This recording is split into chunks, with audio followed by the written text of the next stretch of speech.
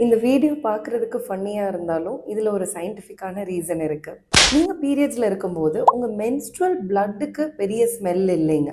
But நீங்க பேட ரொம்ப நேரம் சேஞ்ச் பண்ணாம வச்சிருந்தீங்கன்னா, உங்க ஸ்வெட்டோட கலந்து, பிளஸ் அதுல பாக்டீரியாவும் க்ரோ ஆகி, ஒரு பேட் ஸ்மெல் ஃபார்ம் ஆகும்.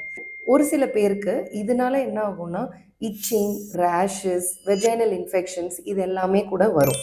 ஸோ அதனால நீங்க என்ன பண்ணணும் அப்படின்னா, ஈவன் பீரியட் ஃப்ளோ டேஸ் கம்மியாக இருக்கிற நாட்கள்லையும் every 3 to 4 hours once pad change பண்ணிக்கணும். அஃப்கோர்ஸ் ஹெவி ஃப்ளோ இருக்கிறப்ப நீங்கள் ரெகுலராக சேஞ்ச் பண்ணிடுவீங்க. பட் ஃப்ளோ கம்மியான இருக்கிற நாட்களில் வந்து நீங்கள் ரெகுலராக சேஞ்ச் பண்ணணும்.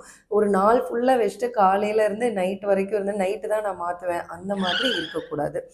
இந்த மாதிரி உங்கள் பீரியட்ஸ் அப்போ நீங்கள் எதெல்லாம் பண்ணலாம் எதெல்லாம் பண்ணக்கூடாது அப்படின்னு தெரிஞ்சுக்கணும்னு நினச்சிங்கன்னா கீழே பீரியட் அப்படின்னு கமெண்ட் பண்ணுங்கள்.